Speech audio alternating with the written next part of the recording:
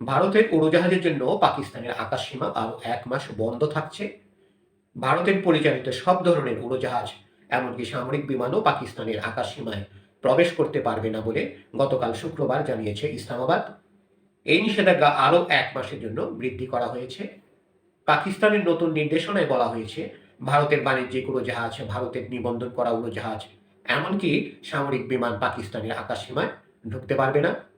ভারত নিয়ন্ত্রিত কাশ্মীরের পেহেলগামে সশস্ত্র গোষ্ঠীর হামলার পর দুই দেশের মধ্যে উত্তেজনা বৃদ্ধি পায়।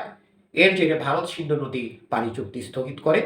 এর প্রতিশোধ হিসাবে পাকিস্তান ভারতীয় বিমানের জন্য আকাশসীমা বন্ধ করে দেয়।